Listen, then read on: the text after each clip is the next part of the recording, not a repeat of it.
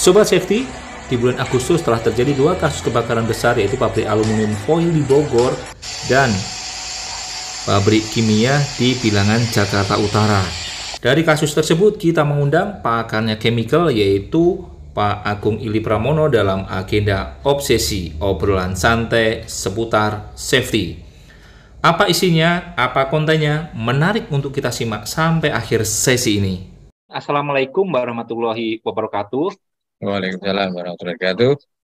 Baik Sobat Safety, kali ini kita akan melakukan obsesi obrolan santai seputar safety. Kali ini kita kedatangan tamu istimewa, beliau expertnya di industri chemical. Selamat malam Pak Agung Ili. Selamat malam Mas Istian. Suatu kehormatan nih bisa mengundang Bapak ya dalam agenda obsesi. Mudah-mudahan juga kita bisa menginspirasi kepada semua teman-teman yang lain. Kebetulan di hari kemarin saya juga sempat join. Ada undangan dari community terkait juga dengan peran generasi muda terkait dengan sosial media untuk peningkatan budaya safety culture. Nah, ini berangkat dari sanalah kemarin kita undang Pak Agung untuk dalam sesi obsesi ini bukan hanya anak muda, tetapi kita perlu sinkronisasi lintas generasi, lintas industri, dan sebenarnya kalau aspek kimia ini di setiap aktivitas kehidupan kita bisa masuk dan kita selalu terpapar. Maka dari itu, mohon izin Pak Agung, kita akan tanya-tanya ya Pak ya, terkait dengan seputar bahan kimia, merujuk dari pengalaman Pak Agung sendiri, yang notabene dari sudut manajerial ini punya pengalaman di chemical yang cukup lama, puluhan tahun ya, terakhir juga di operation ya Pak ya? Ya. Baik. Baik Pak Agung, mungkin sebelum kita lanjut bisa perkenalan singkat nih profilnya Bapak dari pengalaman di industri Pak Agung. Monggo Pak. Ya, boleh. Terima kasih Mas Istian atas kesempatannya untuk join dengan obsesi ya, obrolan santai seputar safety. Ini bagus sekali buat teman-teman untuk bisa berbagi atau sharing pengalaman, knowledge, ataupun informasi ya, terkait dengan safety dan baik kemajuannya, baik mungkin area yang dimana kita bisa improve ya. Assalamualaikum warahmatullahi wabarakatuh pada semua teman dan semoga semuanya dalam keadaan sehat dan sejahtera ya. Kalau sehat doang nggak sejahtera nanti gimana gitu ya. Ya malam ini Betul Pak. kita dikasih kesempatan buat sharing tentang bagaimana sih handling ya atau penanganan bahan kimia ya itu. Baik, tak kenal maka tak sayang, makanya ingin saya sharing dulu tentang saya. Siapakah saya? Jadi nanti kalau ketemu di jalan bisa langsung panggil Ya. saya Pak Agung atau Agung aja ya. Nah, saya lebih senang dipanggil Agung ya. Tapi teman-teman SMA saya manggilnya Ili ya. Jadi ini suatu nama yang aneh, tapi sebenarnya itu pemberian dari bapak saya. Ya, sedikit sharing dari saya, Pak. Siapakah saya? Jadi saya selama kurang lebih mungkin lebih dari 25 tahun kita banyak berkecimpung di dunia petrochemical dan juga mungkin chemical industry ya. Pertama saya bekerja di Asahi Mas, Supendra Chemical, kemudian saya melanjutkan ke ICI Paints, terus ke Henkel dan ke Huntsman ya. Dan berbagai level of departemen saya sudah jalani ya, dari awalnya seorang safety ya, safety supervisor, safety man, safety officer ya, yang kemudian saya eh, diberikan assignment untuk di area-area di luar safety seperti produksi, QC, kemudian maintenance ya, supply chain dan yang terakhir saya di operation ya. Jadi safety tidak bisa saya hilangkan dalam tanggung jawab saya karena di operation pun saya membawa safety ya, direct report ke saya dan juga banyak sekali semua aktivitas lini bisnis itu safety part of business ya. Jadi itu bagian dari bagaimana kita mengoperasionalkan bisnis kita ya.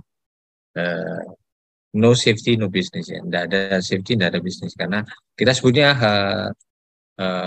EHS ya, Environment, Health and Safety ya. Mungkin orang lebih terkenal dengan HSE atau HSE ataupun K3LH. It's about the jargon. Ini hanya masalah sebutan aja. Tapi intinya awalnya adalah safety ya. Gitu. Nah, dalam kurun waktu 25 tahun saya juga banyak mendapatkan pengalaman tentang risk management, tentang loss prevention, tentang BBS, tentang OSAS, ya, tentang ISO, sekarang mungkin ISO 45000 ya. Environment sendiri ketika diintroduce di Indonesia tahun 96, saya sudah join dengan BPLH waktu itu ya, Badan Penanaman Lingkungan Hidup ya, kalau nggak salah ya, waktu itu, untuk mengembangkan ISO 40000 ya. Ya pasti jelas PSM, hazardous waste, HACCP, product safety, dan environmental monitoring saya juga terlibat di sana. Yang ilmu-ilmu baru tentang SAP, tentang supply chain, warehouse management itu memperkaya saya. Tapi tetap di dalam operasionalnya selalu memastikan bahwa safety adalah bagian dari operational business tersebut. Ya. Dan beberapa proyek saya juga terlibat di pembuatan pabrik baru, baik itu cat, poliuretan, kemudian wastewater, ya, kemudian adhesif dan metal pretreatment. Dan pernah saya join untuk membangun warehouse yang 3 tingkat di mana hazardous chemical itu disimpan ya. Kita membantu logistik provider yang namanya RPX di daerah Cibitung, kita bangun ya, dari mulai desain sampai construction, kita memberikan advice ya, karena mereka ada memberikan service buat kita. Itu tentang saya ya. Mungkin kita akan lebih detail lagi dengan pertanyaan-pertanyaan yang berkisar tentang bagaimana sih penanganan kimia. Ya. Oke. Monggo Mas. Baik, menarik Pak Agung, pengalaman di area chemical.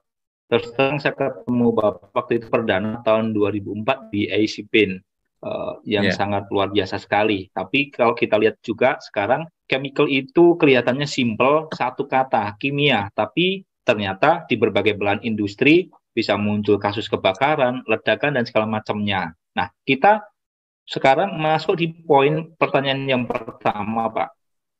Terkait dengan gagalnya pengelolaan bahan kimia. Nah, tentunya ilmu dasar atau rohnya safety adalah risk assessment nih Pak. Mohon pencerahannya dari aspek identifikasi bahaya atau konsepnya risk management yang seperti Pak Agung sampaikan. Bagaimana sih kita melakukan mitigasi, melakukan risk assessment terkait dengan chemical ini Pak? Monggo Pak Agung. Baik. Ya, saya coba sharing dulu tentang risk management ya. Betul, Pak. Iya. Kembali Mas Istian, di dalam aspek identifikasi bahaya ataupun risk management yang kaitannya dengan penanganan bahan kimia yang mempunyai potensi ledakan, kebakaran, dan sebagainya ya. Pasti kita harus selalu mengacu pada payung hukumnya dulu. Payung hukumnya dulu, bagaimana operasional suatu bisnis itu ada dalam suatu negara ya. Jelas pertama adalah kaitannya dengan di dalam aspek identifikasi bahaya ataupun risk management yang kaitannya dengan penanganan bahan kimia yang mempunyai potensi ledakan, kebakaran, dan sebagainya ya. Pasti kita harus selalu mengacu pada payung hukumnya dulu. Payung hukumnya dulu, bagaimana operasional suatu bisnis itu ada dalam suatu negara ya. Jelas pertama adalah kaitannya dengan kita pasti mempunyai suatu prosedur ya, manajemen dan komunikasi terkait dengan relevan EHS dan regulatory ya, for all chemical yang dihandle ya, kemudian dipakai, dibuat ya, ditransport dan disimpan. Nah, ini semua cycle-nya harus dilihat, tidak hanya cuma disimpan doang ya. Tadi kalau Kalau tadi stressingnya cuma disimpan gitu ya.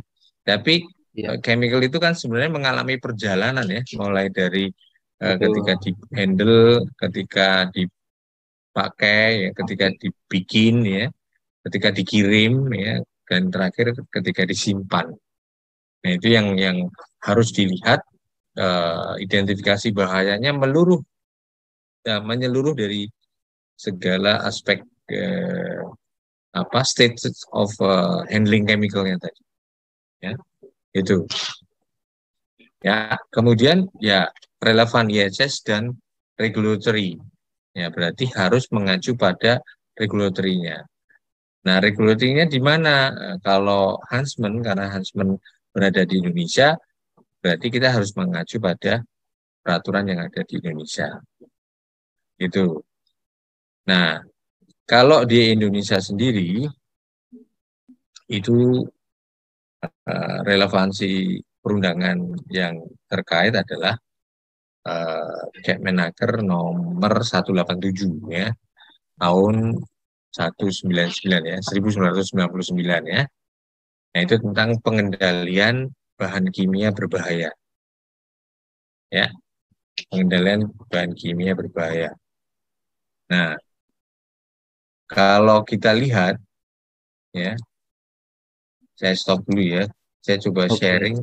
sharing undang-undangnya dulu ya. Bicaranya adalah penentuan apakah suatu industri itu tingkat risikonya apa.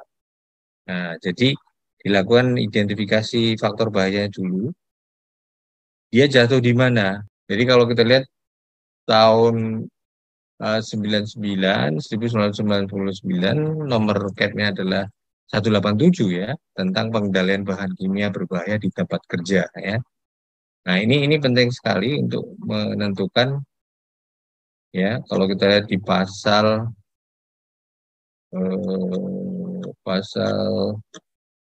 nah ini ya, penetapan potensi bahaya instalasi. Nah, Oke. potensi bahaya itu ada dua, potensi besar dan potensi menengah. Ya, jadi apabila dalam suatu industri atau perusahaan eh, mengoperasikan bahan kimia, ya, nah itu harus dilakukan identifikasi potensi bahaya pabriknya atau instalasinya, atau orang safety lebih terkenal dengan risk management atau risk assessment itu. Nah, ini simpel sekali. Apabila suatu perusahaan memiliki bahan yang tercantum dalam di sini, contohnya tadi adalah ini pasal 14 ya. Ya. Apabila perusahaan Oke. itu memiliki nilai ambang batas, nilai ambang kuantitas ya, di jumlahnya ya.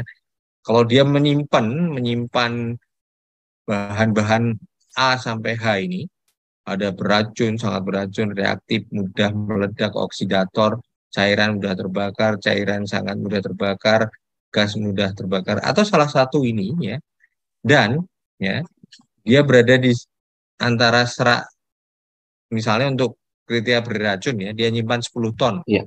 ke atas. Nah ini nih perusahaan atau industri menggunakan bahan kimia berbahaya dengan kuantitas melebihi nilai ambang kuantitas sebagaimana di pasal 113 dan 14, ini berpotensi menjadi bahaya besar. Itu. Oke. Nah, ini dulu. Kalau dia bahaya besar, apa yang harus dilakukan? Kalau dia jatuh di bahaya menengah, apa yang dilakukan? Ya. Jadi kalau eh, volume yang dia handle, Ya, yang volume. dia tangani di dalam operasional bisnisnya ini lebih dari nilai ambang kuantitas, maka masuk potensi besar. Tapi kalau kurang ya, kuantitas Ya. sama atau lebih kecil ya, kuantitas sama atau lebih kecil, maka dikategorikan bahaya menengah. Itu. Oke. Ini induk regulasinya ya Pak ya. Artinya Iya, kita pun harus paham nih. Kalau nggak paham, iya, bagaimana mau comply? Sementara iya, kita dari sisi safety practitioner, salah satu tugas dan tanggung jawabnya adalah mengidentifikasi peraturan. iya, Aturannya apa, klausulnya apa. Nah, ini penting untuk industri kimia atau industri apapun yang mengelola bahan kimia. Kira-kira begitu ya, Pak ya, dari aspek siap, legalnya ya. ya Baik. benar.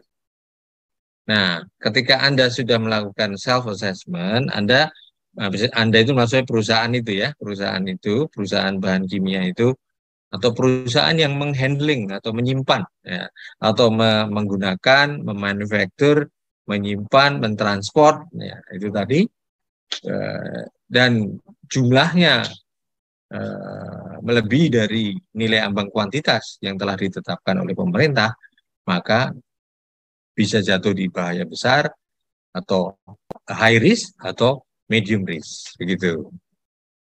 Nah, kalau sudah tahu dia jatuh di high risk ataupun medium risk, apa yang harus dilakukan? Nah, ini ada di pasal 16. Kewajiban perusahaan ini ngapain aja nih? Paling tidak harus mempunyai petugas K3 kimia.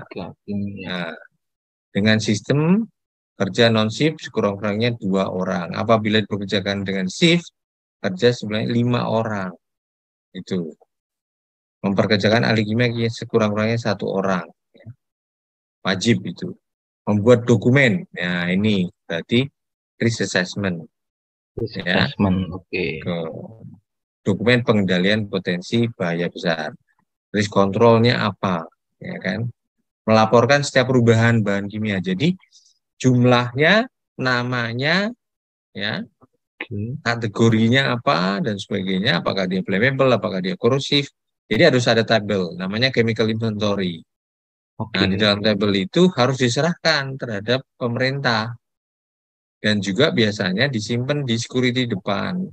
Kaitannya dengan fire brigade, ya, kalau pemadam mau ke situ, dia diberikan MSDS dan juga berikan informasi tentang jumlah tadi, gitu. Sehingga pemadam ataupun supporting misalnya dari fire brigade pemerintah itu paham, oh bahayanya apa ini chemical yang kita mau padamkan, gitu kan.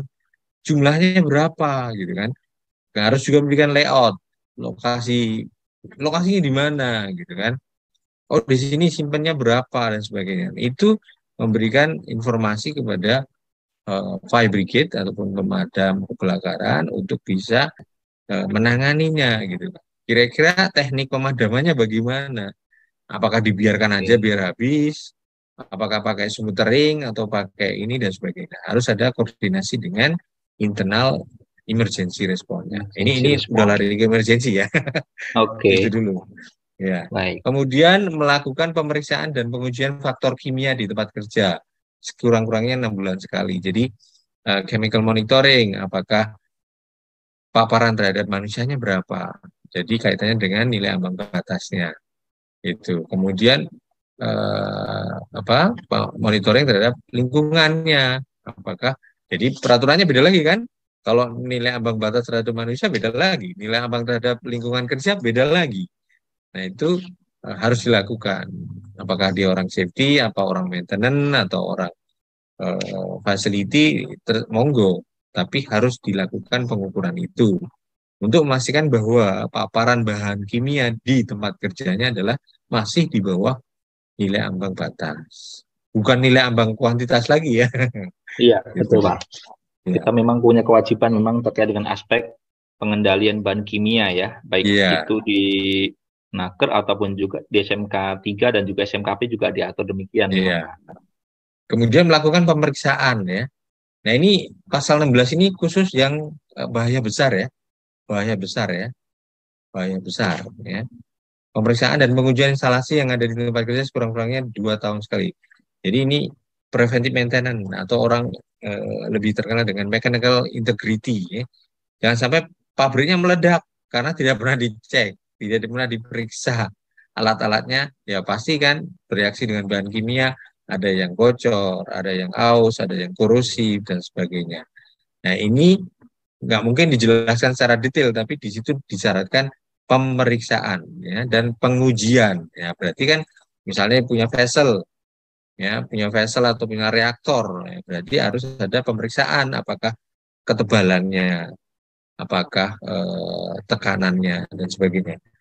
Kemudian diuji ya, ada pressurized sistemnya bagaimana atau temperaturnya bagaimana. Itu semua kaitannya dengan pemeriksaan dan pengujian instalasi atau pabrik ya. Kemudian alat angkut dan sebagainya. Terus yang G adalah melakukan pemeriksaan kesehatan tenaga kerja. Jadi dicek apakah paparannya tadi udah di lapangannya udah tahu tuh, hygiene monitoringnya udah dilakukan kan. Nah, kita juga harus tahu apakah ada pengendapan bahan kimia di target organ. Ya, maka dilakukan pemeriksaan terhadap tenaga kerjanya, ya. Tapi tidak hanya pemeriksaan medical check up biasa. Nah, harus sesuai dengan paparan yang diterima oleh karyawan tersebut. Misalnya eh, faktor kimia ya, bukan faktor fisik, beda lagi ya. Faktor kimia, misalnya dermatitis, misalnya ada enggak. Kemudian apakah apa ini asma ya, sensitizer namanya, itu dicek melalui fungsi paru-paru misalnya atau apa dan sebagainya. Kemudian kalau orang sebutnya adalah biological monitoring ya, kalau pernah belajar tentang apa itu industrial hygiene tentang medical check surveillance, itu kaitannya dengan biological monitoring. Ya, itu adalah kewajiban dari permintaan undang-undang ya. Ini permintaan undang-undang bukan, Regulasinya ya. iya. Oke. Oke, ini secara local regulation. Nah, kalau bahaya Oke. menengah ya ini di pasal 17 gitu. Ya. Ini more or less sama sih, tidak terlalu ini ya. Tapi mungkin pengujiannya lebih enggak terlalu atau jumlah kali K3 kimianya tidak seperti ini. Seperti yang bahaya itu tadi. Oke. Itu. Nah, di pasal-pasal yang lain dijelaskan juga kewajiban seorang ahli K3 itu apa gitu ya. Ahli Oke. K3 kimia itu apa sih? Melakukan identifikasi bahaya, melaksanakan prosedur kerja, melaksanakan emergency response plan ya, mengembangkan pengetahuan K3 di bidang kimia. Nah, Oke. ini tidak Ini boleh PKWT macam-macam ya. Ada kursusnya ya, ada kursus oke. Ya. potensinya juga. Nah, itu Ini untuk artinya di rule ini ya Pak Agung ya, ya. bukan hanya mengidentifikasi tapi diatur dengan kompetensi persyaratan minimum Iya, requirement. Nah, iya, artinya ini untuk sobat safety semuanya, kita harus paham secara detail aspek legal, iya, kompetensi personil, ya, sampai identifikasi, pengujian dan segala macamnya. Nah, ini nggak boleh lewat. Kalau lewat, kita sudah melanggar peraturan lah. Kira-kira begitu ya Pak Agung ya. iya, benar. Nah, ini Oke, kalau bicara kompetensinya ada nih kewajibannya apa? Ini pasal oke, 23 nih, ahli K3 ini ya, detail, dia harus ngapain aja gitu ya, dia harus lakukan apa. Nah, ini kalau kita bicara local legal regulation, ya. Nah, kalau kita bicara Huntsman sendiri juga mempunyai bagaimana mereka melakukan assessment kaitannya dengan, nah, Huntsman juga mempunyai satu simple assessment untuk melakukan apakah dia jatuh di low hazard, medium, atau high risk ini ya. Misalnya ini, material hazardnya apa yang disimpan. Apabila ada inventory, maksimum inventory dari material yang kategorinya reaktif, ya, lebih dari 2 ton ke atas. Ya, kalau nilainya 7 ya misalnya eksplosif atau bisa menyebabkan detonate ya atau ledakan ketika shock atau ketika dipanasin ya, itu nilainya 7 ya. Kemudian medium itu nilainya 3 ya. Kalau dia bereaksi ya, kemudian tidak stabil ketika dipanaskan ya. Nah, kalau low itu stable itu nilainya 1, faktornya 30%. Nah, misalnya saya menyimpan material X, ya, kategorinya adalah reaktif ya. Ternyata 5 ton. Nah, 5 ton berarti saya sudah termasuk yang mana? Kalau dia eksplosif ya berarti nilai saya 7. Tapi kalau 5 ton tapi hanya stabil, nilainya 1 gitu ya. Nah, ini perkaliannya 30% faktor risikonya, weight faktornya. oke. Ini Nah, kemudian artinya material risk lagi, metric ya untuk chemical assessment ya Pak ya. iya, iya. Saat model Oke, risk assessment-nya ya. Kalau siap. saya nyimpen combustible ataupun flammable di atas atau 2 ton, ya, dengan plus point 38 Celcius, itu nilainya 7. Kalau antara 38 sampai 93, itu nilainya 3. Kalau low itu 93 ke atas. Nah, ini nilainya 20. Jadi kalau saya punya material saya simpen flammable atau combustible material 10 ton. Nah, kalau di regulasi pemerintah kan 10 ton ya, nilai Iya, ambang betul. kuantitasnya ya. Kalau Ya, kita 2 ton ya, 2 ton aja Anda sudah dihitung risk ratingnya kalau dia risikonya. kategorinya 38 derajat Celcius flash point-nya itu nilainya udah 7 gitu. Jadi pakai ranking gitu. Kemudian keracunnya, tingkat racunnya atau toxicity ya. Nah, ini di atas 100 kilo aja itu sudah ini dengan IDLH Ya, ya. Ya, ini 100 ppm nih. Nah, kemudian onset sensitivity ya. Kalau karyawannya ada di atas 100, nah berarti nilainya 7. Kalau 50 sampai 100 nilainya 3. Kalau hanya memperkerjakan di bawah 50, low point. Kemudian offsite sensitivity ya. Ya, kalau dekat dengan proximity to betul. highly populated area ya, di mana evakuasinya sangat susah ya. Ada dwelling juga, ada shopping mall, misalnya ada park atau recreational area, ada school, ada church atau hospital. Maksudnya lokasinya ya, dari lokasi Ya, pabriknya itu kedekatannya itu bagaimana gitu. dengan Nah, ini masyarakat tanya umum. dengan, Oke. iya, kaitannya dengan kalau di pabrik kita itu kan dulunya industrial area, tapi ketika sudah menjadi residential area banyak sekali itu penduduk di sekitarnya gitu kan. Nah, itu jadinya nilainya 7 high point gitu kan. Nah, kemudian kalau nilainya 3 ini proximity to populate area ya. Evakuasinya sedikit relatively easy ya, agak mudah ya. Jadi dibayangin kalau ada pabrik kimia, kemudian 100 meter ada rumah sakit. Nah, di mana di situ menyimpan 100 orang atau lebih 300 pasien ya. Bagaimana Ya, evakuasinya ya? oke. Atau sering ya terjadi SPBU ya, SPBU Iya, nah, mungkin berdampingan sampingnya rumah sakit. Nah, ini bagaimana dulu orang yang melakukan risk assessment risk ya? assessment. Oke. Ya, apa itu mungkin AMDAL-nya juga bisa ataupun Iya, kalau AMDAL lebih ke lingkungan ya, tapi kalau risk assessment-nya apakah dilakukan? Nah, ini yang jadi tanda tanya besar. Siapa yang memberi izin gitu kan untuk iya, membangun betul. SPBU di situ gitu. Misalnya contoh aja ya. Iya, Itu. Makanya kalau industri-industri chemical yang gede harusnya desentralized di suatu titik. Seperti contoh di Cilegon, Anyar dan sebagainya itu. Semua jalurnya oke. di sana. Cuma mungkin dulu juga tidak dipikirkan bahwa mereka berdekatan dengan Krakatau Mountain atau Gunung Krakatau ya. Anda bisa bayangin kalau Iya, meletus itu tsunami itu bahan kimia banyak sekali. betul. Ya Luar kalau Anda biasa. lihat sepanjang Anyar sampai Cilegon itu berapa ton ya. Berapa ribu ton bahan kimia yang disimpan dalam big storage volume. Nah, itu mereka harus pikirkan itu kalau terjadi tsunami. Ya karena mereka udah di dekat laut sekali itu. Iya, betul, betul. Itu. Nah, dengan PU Hazard Ranking ini eh, maka ditentukan di level mana sih sebenarnya kita, atau high risk atau low risk. Turis. Nah, kalau high risk, nah kita diwajibkan untuk menerapkan PSM, ya, Proses Oke. Safety Management, gitu. Manajemen. Jadi selain kita harus comply dengan local regulation kaitannya dengan Kemenaker 187 tahun 1999, kita juga harus memenuhi eh, headquarter regulation ya atau Ya, requirement atau standar yang dari headquarter.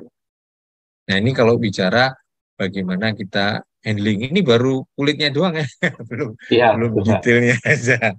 Baru penentuan, oh, pabrikmu ini medium atau hazard, Medium atau hazard. medium atau Ya, low atau high risk gitu ya. Itu ya. Mas.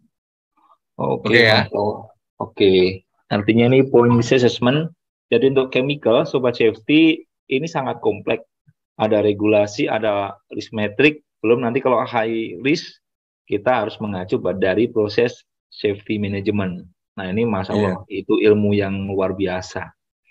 iya, Ini eh, poin pertama dasaran saat kita mengelola bahan kimia. Karena kita juga tahu kemarin Pak Agung juga sempat singgung nih, secara diskusi terpisah itu ada ledakan, ada kebakaran ya yang kasus di Iya, Bogor kemarin gitu ya. Nah, itulah salah satunya kalau kita fail dalam aspek identifikasi baik dari sisi risiko, eh, aspek regulasi, aspek desain, aspek proses dan lain segala macamnya, ternyata ini jantungnya safety nih. Kalau kita tidak atau kita gagal mengidentifikasi ini, bisnisnya bisa ambiar lah. Kira-kira begitu ya Pak Agung ya.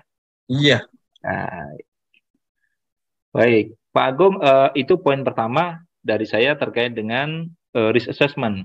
Baik, iya. poin yang kedua terkait dengan aspek kompetensi. Apa sih Pak kompetensi harus kita siapkan di luar sisi peraturan tadi kan ada aspek petugas K3 kimia, ahli K3 kimia gitu ya. Nah, kira-kira kompetensi apa lagi Pak yang perlu kita siapkan? Contoh tadi sempat Pak Agung juga singgung terkait dengan tim rescue kita. Pelatihan apa Pak yang cocok untuk mengelola bisnis chemical atau kita yang menyimpan bahan kimia yang notabene punya risiko yang cukup tinggi, Pak. Mohon dijelaskan, Iya, Pak Agung.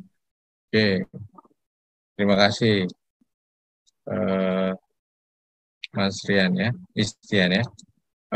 Ya jelas pada posisi-posisi tertentu seperti QC, kemudian R&D, kemudian eh, apa itu technical ya. Ini kualifikasinya jelas ya. Mereka harus mempunyai background tentang chemical karena mereka akan menangani chemical dan bagaimana interaksi dan sebagainya. Nah, untuk posisi-posisi yang di luar tadi yang saya sebutkan, itu kita juga harus memberikan pemahaman ya terhadap eh, informasi itu.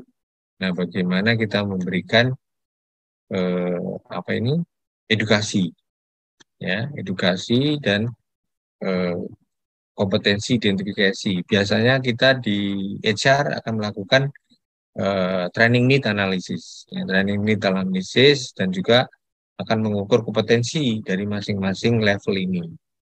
Nah, dia butuh kompetensi apa yang dia butuhkan. Kemudian dari situ identifikasi kebutuhan trainingnya apa. Itu ya sebagai contoh untuk orang produksi ya, orang produksi itu walaupun tidak harus orang mempunyai background kimia ya, karena kan dia seorang operator ya. Mungkin SMK kimia juga ada ya. Nah, tetapi kita mempunyai eh, apa kewajiban untuk memberikan edukasi. Nah, sehingga kompetensinya diharapkan naik. Nah, tapi sebelum masuk situ kita akan coba lihat apa sih yang harus sebenarnya di cover dalam proses bisnis itu ya. Yang jelas pertama yaitu raw material, ya, bahan bakunya ya, bahan baku, kemudian intermediate ya, intermediate, intermediate, kemudian bahan jadinya, commercial sales product ya, kemudian produk for resale ya, atau eksperimen, biasanya ulang R&D ya, kemudian sampel, nah, ini yang harus di cover ya. Jadi semua chemical ini yang termasuk di dalam raw material, intermediate semuanya ini harus mempunyai informasi. Ya, biasanya orang menyebutnya MSDS atau apa tadi Ya. LD, LDKB ya, Lembaga Data Keselamatan LDKB Bahan. mungkin Bahasanya lembar regulasi pemerintah kita data gitu ya. keselamatan bahan ya itu. Tapi orang lebih mengenal dengan SDS atau Safety Baik. Data Sheet ya atau Iya, betul. MSDS Material Safety Data Sheet. Nah, ini harus diberikan komunikasi yang saya bilang tadi ya. Ya, ini chemical hazard communication. Ini dalam upaya meningkatkan kompetensi operator bagaimana cara menghandlingnya, baik itu menimbang, mentransfer ya, kemudian kalaupun kejadian kecelakaan apa spill dan sebagainya, mereka harus tahu karakteristik dari chemical ini sehingga mereka kompeten untuk menghandle bahan kimianya. Ya, yang pertama adalah memastikan employee mengetahui bahaya dari kimia yang dia handle ya dalam pekerjaannya. Nih. kemudian memberikan informasi tentang MSDS, ya.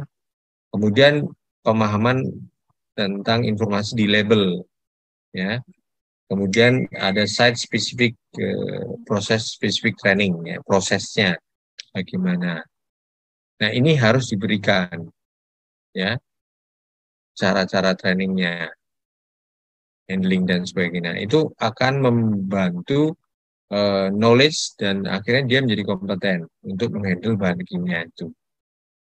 Jadi yang harus diberikan kepada mereka untuk meningkatkan kompetensinya, Mas. Baik, menarik ya. Kaitannya dengan HR pasti ada TNA, tapi tetap ya perlu nanti dipenuhi dan dievaluasi sesuai dengan tugas dan tanggung jawabnya Pak ya, job Ya, deskripsinya, sehingga nanti tidak fail dalam pemenuhan kompetensi. Karena kondisi tertentu bukan hanya faktor audit ternyata, tetapi saat kita tidak menetapkan nanti ada yang terlewat, pastinya ada masalah di kemudian hari. Mungkin gitu ya Pak Agung ya kira-kira ya. benar, benar. Oke. Baik-baik.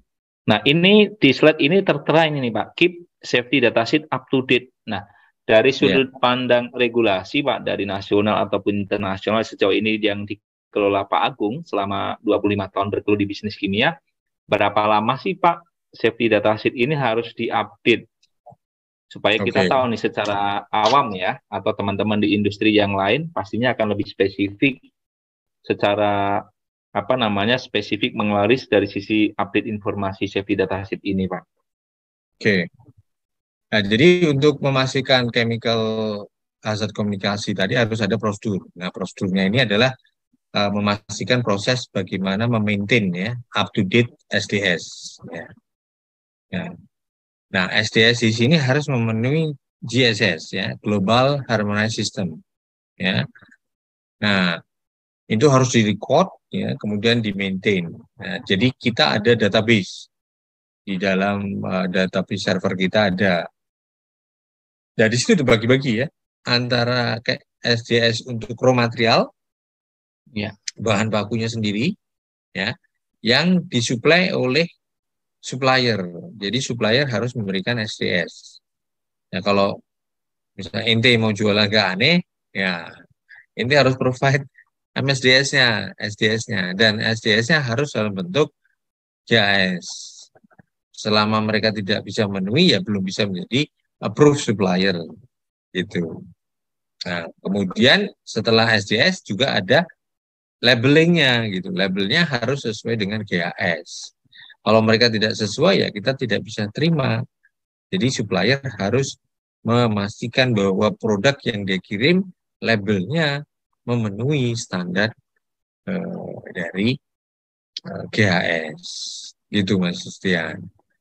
Nah, kemudian keep SDS up to date. Nah, ini ada orang yang menanganinya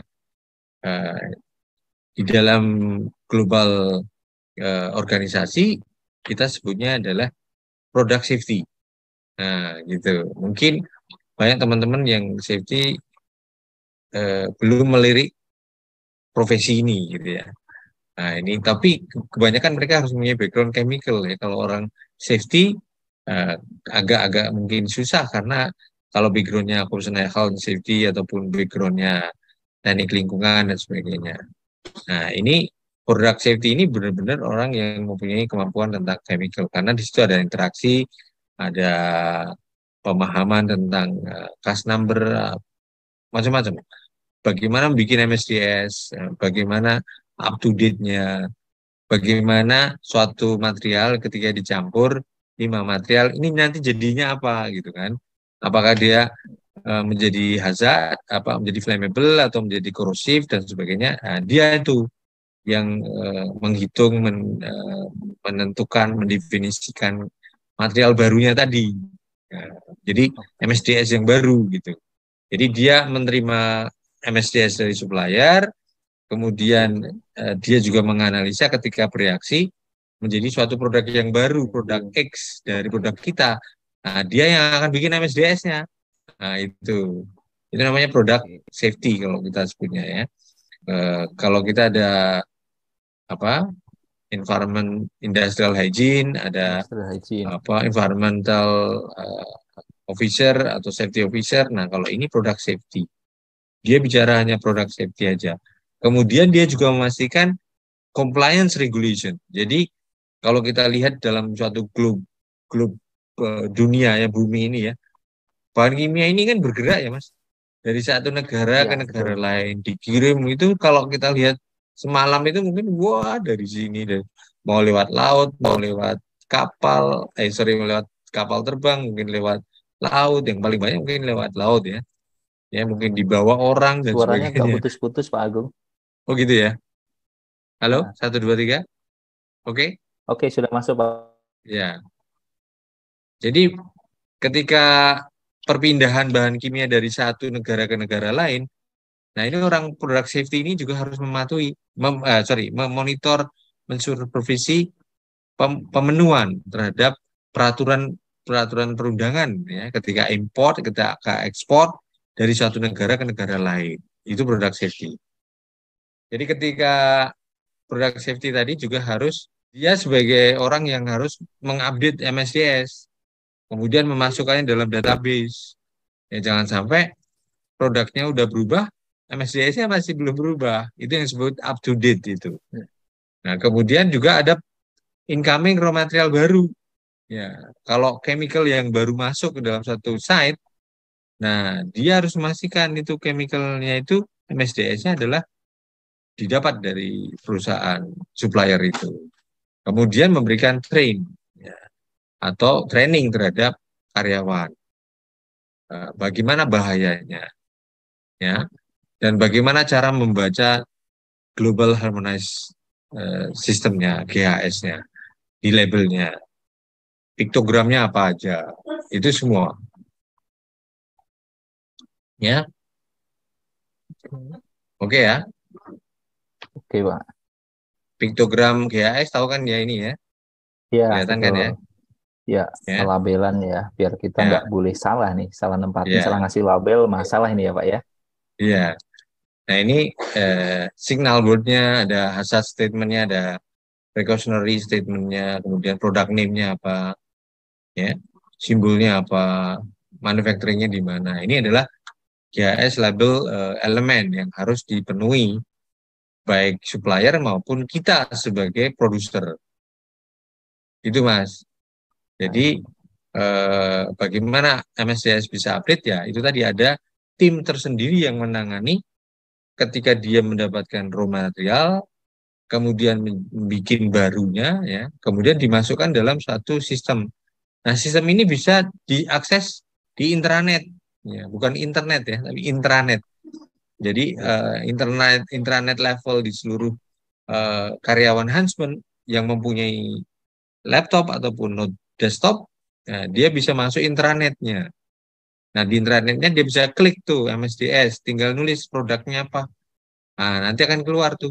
Mau bahasanya apa? Bahasa Spanyol, bahasa Inggris, bahasa Indonesia, ada semua. Gitu. Mau raw material, mau finish good, ada semua di situ. Jadi tidak tidak tidak mungkin MSDS itu eh, tidak ter-up to date gitu, Mas. Oke. Oke? Oke, baik. Nah, ini tadi udah komplit ya dari risk assessment, kemudian aspek komunikasi, upgrade ya bagaimana terkait dengan MSDS, ini sangat-sangat detail sekali. Baik, Sobat Safety, kita tadi sudah mendengar narasi yang disampaikan Pak Agung dari aspek identifikasi bahaya, komunikasi, pelatihan, ya, simbol-simbol. Nah, ini Ya. penting untuk kita ketahui bersama. Nah, kemudian ini Pak Agung, saya tertarik, perlu kita juga expose ya, kita misalkan secara umum, saya selaku user nih, pengelolaan bahan kimia. Artinya kalau menetapkan prosedur, acuannya selain safety data sheet, kira-kira ada apa lagi ya Pak ya, supaya kita bisa handle with care.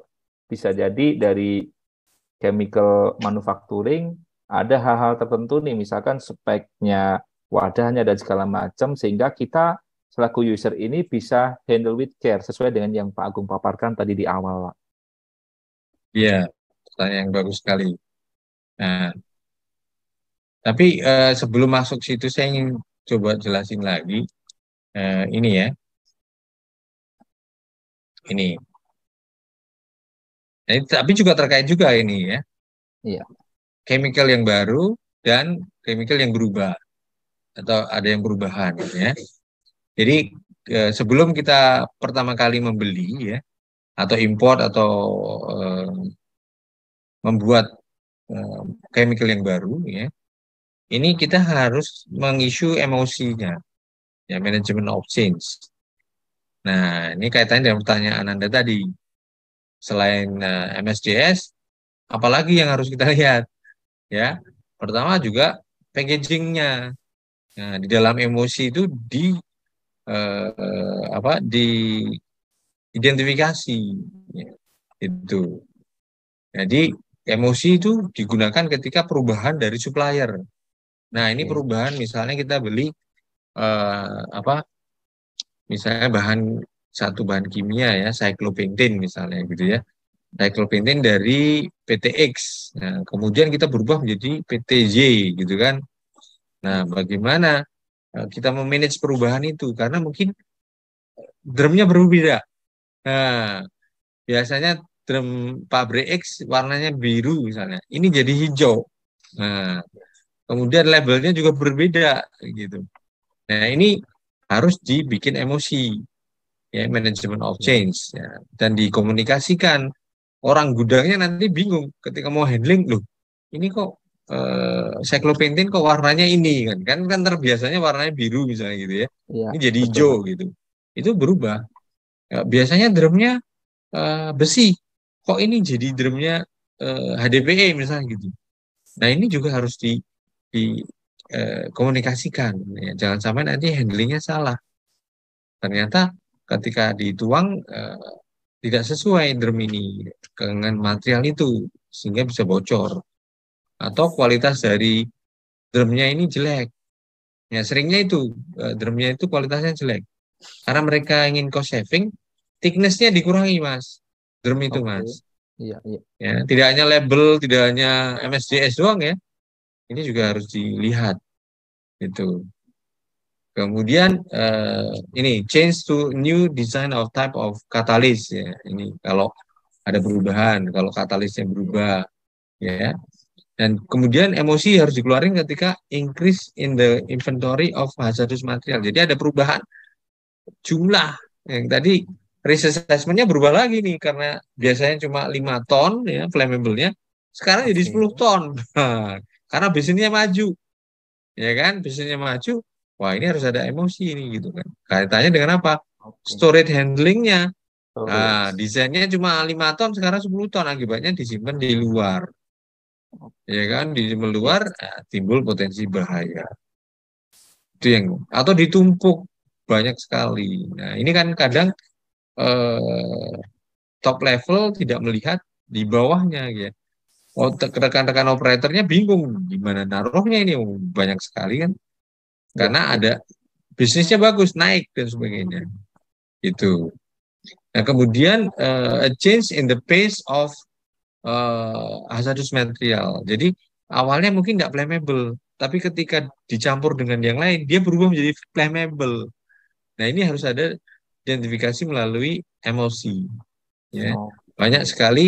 eh, Tadi kalau awal identifikasinya pabrik kita ya, tapi Iya, kalau di betul. dalamnya lebih teknik lagi, Lebih lebih teknikal operasional lagi lagi ya. gitu. Oke. Ya, yang terakhir introduction of new hazardous material or removal existing hazardous material. Kalau ada material yang berbahaya, yang baru, yang mau diintroduce. Nah, biasanya kita sebutnya adalah proses ini adalah eh, emosi ya. Nah, itu berbarengan dengan ketika adanya new product introduction. Jadi kalau ada produk yang mau di launch dan sebagainya, Oke. nah itu ada prosesnya. Emosi adalah bagiannya, ya. Nah ini ya, the process in safety information needed to support management of processnya. Tadi tidak hanya SDS dan label ya, ada shipping detail ya, handling issue, Iya. kontainer, ship point ya.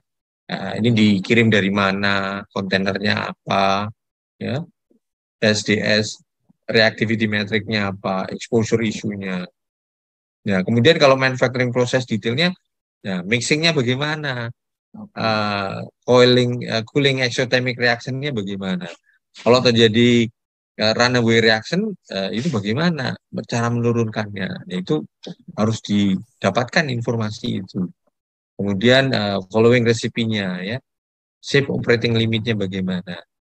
Ya, jadi mungkin sudah menjawab pertanyaannya Mas Istian tadi ya. Nah, ada di dalam proses ini ya, new product introduction ini emosi ini berperan di sini, ya. Ya. Jadi NPI, new product introduction ini tidak menggantikan emosi, bukan, tapi bagian dari ketika kita mau mendevelop ya, misalnya new product development baru di lab ya, lab scale ya. Kemudian lab scale baru dipindah ke production scale. Nah, ya, product move from other manufacturing site ini juga harus lihat. Karena belum tentu pabriknya X dari ke X ke Y gitu pabriknya berbeda, itu suitable peralatannya. Itu juga harus lihat. Ya, nih proses hazard analisis harus ada PSA, proses hazard analisis lagi khusus untuk produk introduction-nya. Ya, ketika mixingnya bagaimana, ketika storingnya bagaimana, itu dilihat. Nah, ini ahli kimia, ahli K3 kimianya berperan di sini. Ya, ini new product commercial manufacturing sampai dia siap diproduksi di tempat itu aman. Jangan sampai, woi bikin produk baru, ternyata alatnya tidak sesuai dengan chemical itu. Reaksinya nggak bisa tercover dalam kapasitas dari equipment itu. Itu Mas. Baik, menarik ya. Saya pikir secara umum gambaran awal, kalau di practically saya di mining, memang saat kita mau pakai bahan kimia, kita ada, karena kita user ya Pak ya, jadi seleksi masuk saja yang kita tahu harus mendapatkan approval dari occupational head, kemudian environmental sama rescue, supaya nantinya apa, produk yang kita pakai aman untuk tubuh atau orang yang terpapar, kemudian tidak berdampak terhadap lingkungan, kaitannya dengan pencemaran, dan juga kaitannya dengan proses emergency response. Apabila ada kondisi emergency, ini kita bisa mengcover. Nah, ternyata kalau di dalam proses di industri chemicalnya sangat detail sekali.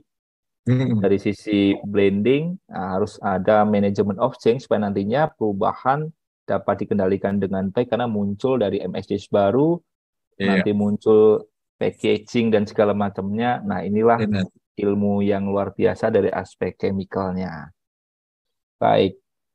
Terima kasih untuk poin ini Pak Agung dari sudut pandang chemical ya. Kemudian berikutnya Pak, pertanyaan saya adalah bagaimana merancang terkait dengan penyimpanan bahan kimia yang berisiko kesehatan tinggi dari aspek keselamatan desain ataupun prosesnya. Nah, ini seperti apa Pak dari sisi keilmuan secara spesifik ya dalam industri kimia Pak? Iya. Slide saya masih nyongol ya? Masih Pak, masih. Masih ya? Masih. Nah, oke. Di dalam, berarti lebih spesifik terhadap storage ya, penyimpanan ya? Betul, penyimpanan Pak. Nah, di dalam penyimpanan ini ada namanya joint storage management. Nah, jadi misalnya dalam satu warehouse, ya, kalau bicara spesifik penyimpanan, berarti penyimpanan warehouse, apakah dia sebagai raw material atau dia sebagai finished good, ya kan? Nah, apakah dia disimpan dalam storage tank atau dalam bentuk drum, ya, atau dalam bentuk IBC, ya, IBC Integrated Bulk Container, ya, atau orang sebutnya toteng, ya, atau orang awam menyebutnya kempu, ya, kempu atau apa saya nggak tahu, ya, tapi bahasa teknikalnya begitu. Tempat saya IBC Pak, namanya Pak. Ya, IBC ya, IBC, ya. Integrated Bulk Container ya, biasanya 1 ton gitu ya. Nah, kalau dia disimpan dalam satu rak, ya, pasti ada joint storage management. Nah, jadi gudangnya ini juga harus didesain dulu, ya, mengacu pada eh, ini ya, sebentar ya. Kalau kita browsing di internet pasti ada ya.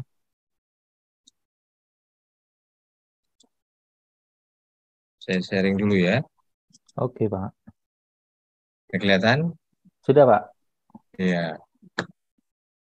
Jadi ini sebagai acuan juga ya, tergantung dari chemical yang Anda simpan ya.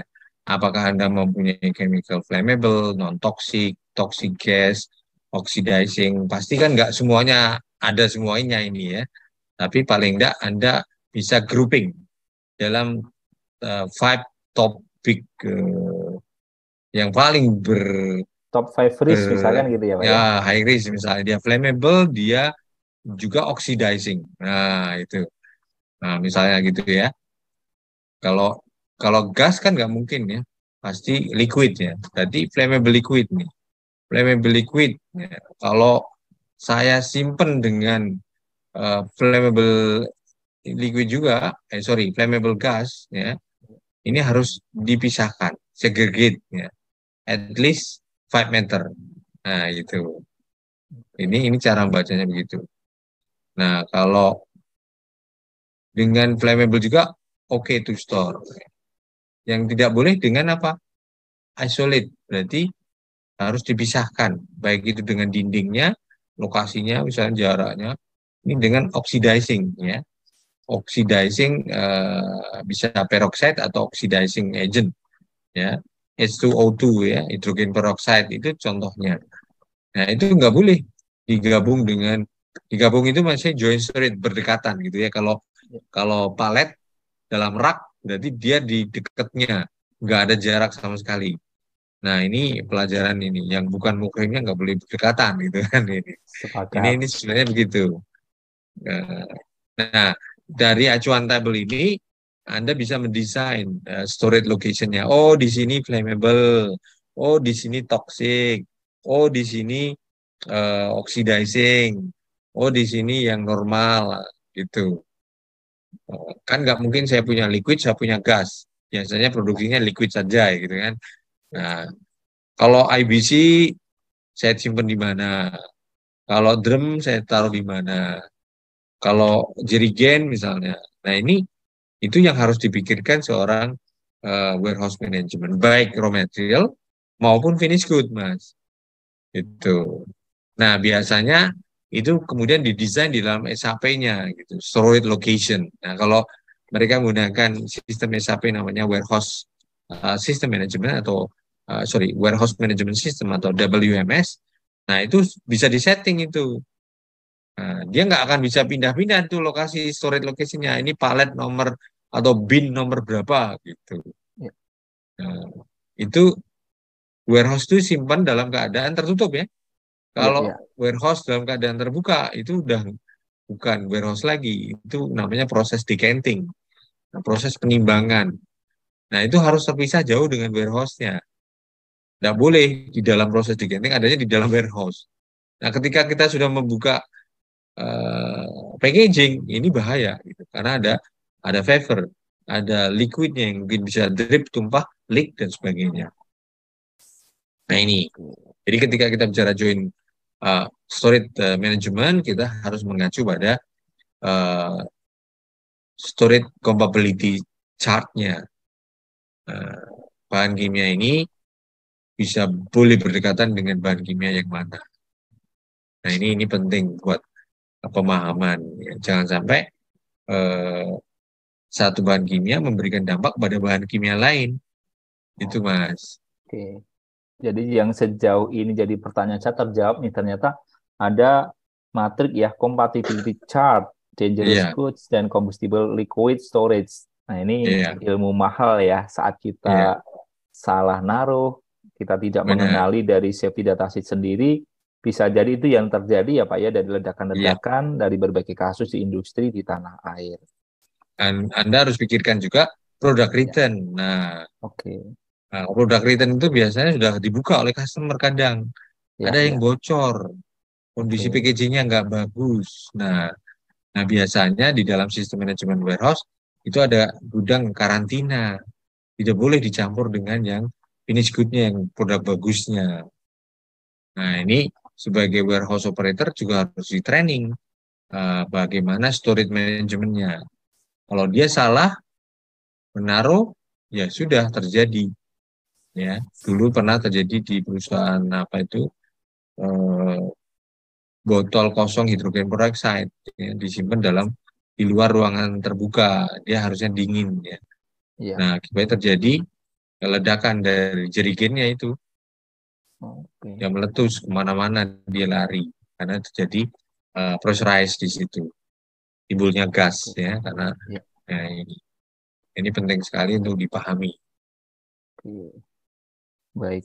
Pak Agung menarik Oke. ya. Tadi ngomong-ngomong Pak Agung menyampaikan product return. Nah, bagaimana kalau chemical expired, Pak? Nah, ini yang Iya, sejauh ini jadi pertanyaan juga ya saya sepanjang di hmm, pengalaman di mining. Cuman secara keilmuan ya, chemical belum dapat nih, mohon pencerahannya Pak Agung. ya di dalam sistem SAP, SAP itu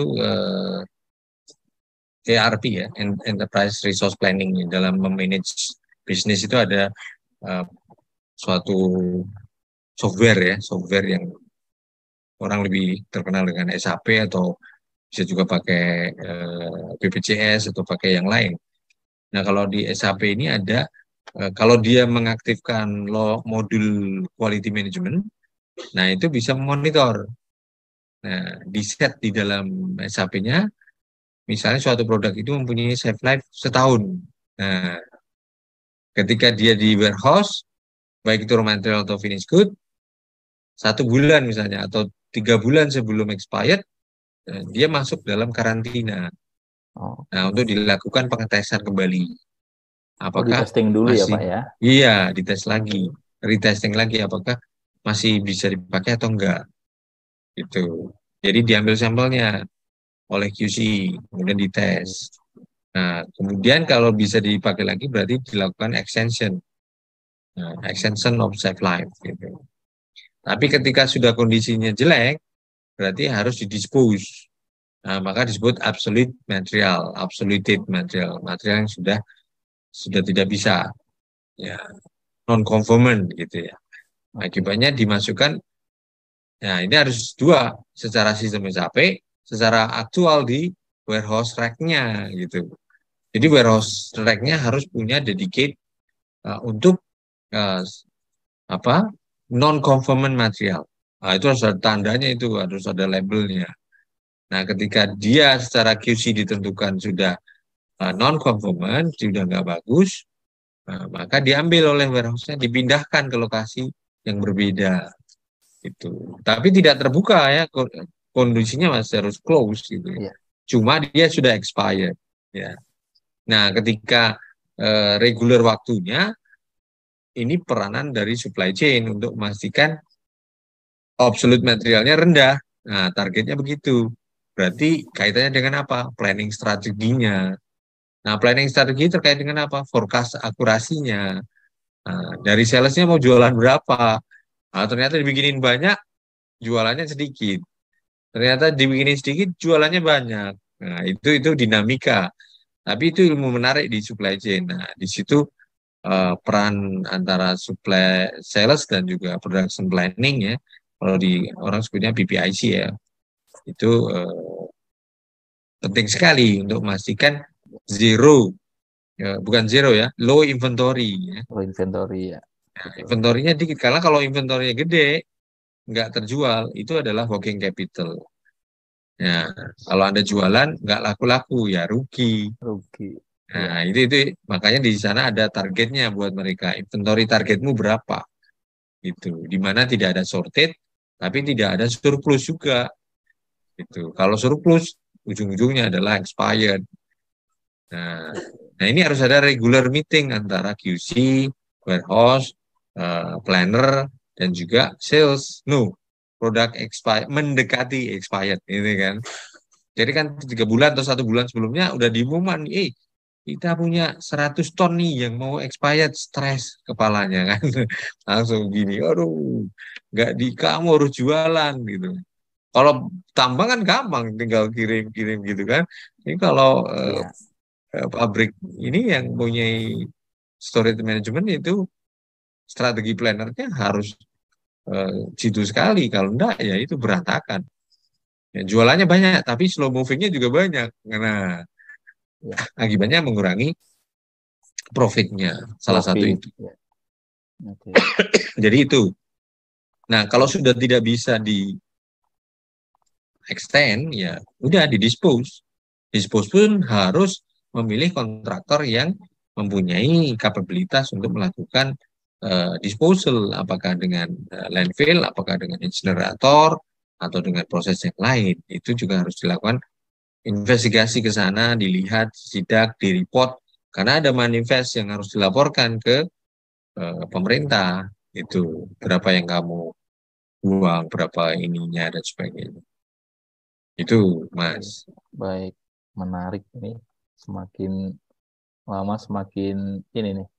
Nah, kemudian nih sesi yang terakhir ya kaitannya dengan contingency plan Pak Agung terkait dengan emergency. Ya, Bagaimana kita mengidentifikasi dari aspek emergency, kemudian mitigasi, ataupun juga nanti termasuk in case terjadi insiden gitu ya. ya. Bagaimana kalau misalkan tadi ada di dekat community, bagaimana antisipasinya sih, termasuk juga memberikan knowledge atau pelatihan khusus terhadap emergency response. Mohon penjelasannya nih Pak Agung. Ya, yang jelas kita bicara emergency itu pasti ada dua poin yang harus dilihat. Internal case, ya. Ya, ketika kita menghandle bahan kimia di internal pabrik kita sendiri, ya, bisa itu tumpahan, bisa itu eh, tumpahan dalam bentuk besar, ya, karena ada ada spill Mas, sama leakage beda, ya, ya, atau drip dengan leaks beda. Kemudian big spill, ya, dan juga kebakaran ataupun explosion di dalam internal kita. Maka kita ada namanya emergency response plan kita sendiri, khusus di dalam pabrik, ya kan? Nah, yang kedua adalah ketika kita mendistribusikan. Nah, itu masih tanggung jawab kita tuh, karena belum diterima oleh customer. Nah, makanya disebut ada ilmu sendiri namanya distribution management safety, ya, atau kita harus melakukan DRA, distribution risk assessment. Ya. Nah, bayangin kalau Pertamina itu ngirim hidrokarburnya ataupun bahan gasolinnya, bakar, ya, ya, ya solar atau bensinnya yang terjadi di Cibubur kemarin, ya apa yang bahan kimianya mungkin nggak masalah, tapi ternyata trackingnya atau trackingnya. Jadi DRA itu menyeluruh, mulai dari uh, equipmentnya, orangnya, ya kan, kemudian jalur ininya. Uh, Namanya journey safety assessment-nya dilakukan. Kamu lewat mana? Kamu berhentinya berapa? Kemudian kalau equipment-nya harus ada diinspeksi, dites, ya. Kemudian kalau orangnya harus di training, handlingnya bagaimana, keadaan emergency kamu harus ngapain, ya. Harus banting kiri atau banting kanan, harus nge-brake atau apa, semuanya dilatih dan di ini. Nah, ini bagian transportasi sendiri, namanya distribution risk assessment sendiri. Nah, kalau di internal kita ya pasti acuannya adalah prosedur emergency response plan. Nah, itu dibikin bagaimana handling keadaan emergency, untuk handling bahan kimia ketika spill itu bagaimana, ketika tumpahan dalam bentuk di atas 1 ton bagaimana, ya, kemudian ketika terjadi kebakaran bagaimana. Nah, itu pasti didescribe dalam prosedur itu dan diberikan pelatihan dan juga dilakukan drill. Nah, drill ini penting, dibikin skenario.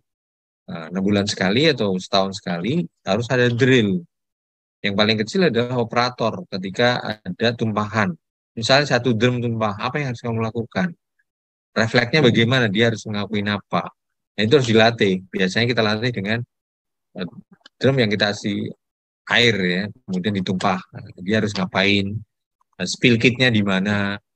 Eh, Cara lokalisir supaya nggak spill kemana-mana, tumpah kemana-mana bagaimana? Ya kan? Kalau lagi naik forklift, nabrak bagaimana?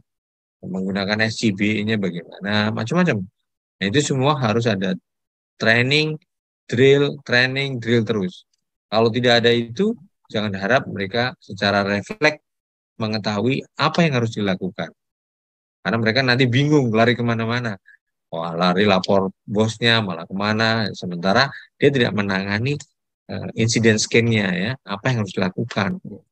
Ya, misalnya kalau dia lagi ngangkat drum bocor, nah itu dia harus cepat untuk membalikkan drumnya supaya nggak bocor yang mana-mana. Kemudian dikasih sources spillage-nya sehingga chemical-nya nggak kemana-mana. Kemudian diangkat, dimasukkan dalam palet yang ada palet untuk spill, itu macam-macam. Terus PPI-nya apa? Nah, itu harus dilatih dan dilatih. Itu aja yang mungkin bisa kita lakukan. Tapi pembagiannya dua, internal accident, external accident. Itu. Menarik ya, sangat taktis ya. Cuman memang Ya, secara dari hulu ke hilir ya, dari risk ya, assessment, kompetensi, pengawasan, storage, dan tadi ada ilmu baru nih ya, ternyata ada eh, distribution risk assessment. Nah, ini ya, tentunya sangat-sangat menarik sekali untuk Sobat Safety. Harapannya juga di momen ini bisa memberikan inspirasi kita lebih lebih sensitif lagi kalau bahaya kimia nih. Nah, mungkin sebelum kita akhirin Pak Agung, kira-kira nih Pak, eksekutif summary dari diskusi kita kali ini apa nih Pak untuk pengelolaan risiko bahan kimia secara taktis nih? Mohon disampaikan Pak Agung. iya. Jadi kalau dari sisi saya sih, semua industri yang menangani bahan kimia, eh, apa pesan saya adalah seperti logonya Responsible Care, yaitu be responsible. Ya, gambarnya ada tangan. Tangan di sana ada bahan kimianya. Jadi bagaimana kita bertanggung jawab ketika menghandling bahan kimia. Dari mulai proses identifikasi, manufacturingnya bagaimana, kemudian sampai distribusinya. Jadi tanggung jawabnya adalah itu. Maka ada ilmu yang disebut sebagai product stewardship. Ya, mungkin pernah dengar product stewardship, yaitu produk yang ilmu yang mengawal produk ini ketika ilustrasinya adalah from the cradle to the grave, ya, dari ayunan sampai ke liang kubur. Artinya dari dilahirkannya suatu produk itu sampai dia didispose. Nah, itu harus dilihat, ya. Produk life cycle-nya itu dampaknya kemana-mana, ya. Waktu diproduksi, waktu di R&D, waktu di gudang, waktu dikirim ke customer, waktu dipakai customer, ya. Nah, ini semua harus dilihat secara komprehensif, faktor risiko dan bahayanya. Kemudian penanggulannya apa? Ya, jadi siapapun yang pemangku, pemegang yang menghandle bahan kimia harus be responsible. Jadi harus bertanggung jawab baik terhadap tanah, ya, misalnya mau ngirim nanti tumpahnya ada lewat pasar, lewat sungai dan sebagainya. Jadi kalau kita lewat di jalan raya itu kalau ada bahan kimia, truk bahan kimia itu juga harus be aware juga ya. Jangan malah Ya. menghalangi bahan truknya gitu. Nah, biasanya kalau benar-benar bahaya itu ada ininya, pengawalnya untuk membuka jalannya. Karena contohnya kita ngirim klorin ya dari Hmm. Asaimas dulu sampai ke Jawa Timur itu ada mobilnya. Nah, mobil emergensinya ini harus memastikan kalau terjadi ada apa-apa, kejadian apa-apa, dia harus siap dan bisa menghandle. Jadi be responsible dalam setiap state of chemical handle. Jadi dalam setiap tahapan bahan kimia itu di handling, Anda harus bertanggung jawab. Itu mungkin summary-nya. Mohon maaf bila ada kekurangan dan semoga kita selalu concern terhadap safety. Terima kasih, Mas Isya. Baik, terima kasih Pak Agung, paparan sangat luar biasa. Mudah-mudahan sesi ini bisa menginspirasi dan nanti di lain hari kita bisa belajar lebih banyak nih Pak. Tadi ada Siap.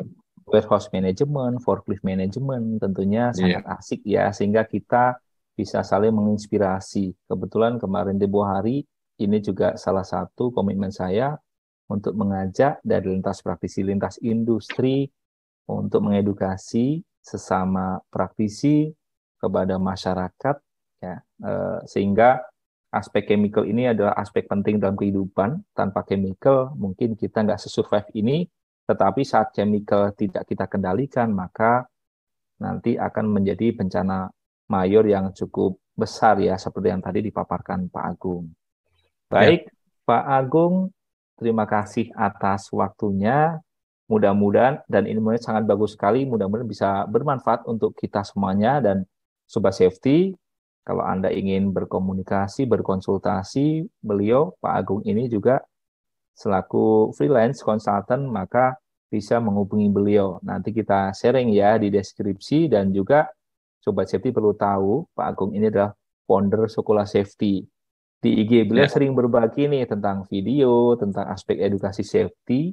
Nah, mari kita sama-sama kita follow IG-nya beliau supaya nantinya aliran informasi bisa membuat kita lebih sensitif, kreatif, dan inovatif dalam mengelola keselamatan kerja di tempat kita. Baik, Sobat Safety, demikian obsesi kita malam ini. Pak Agung, terima kasih. ya, Semoga sama-sama. ilmunya bermanfaat untuk kita semuanya. Akhirul kalam, wassalamualaikum warahmatullahi wabarakatuh. Waalaikumsalam warahmatullahi wabarakatuh.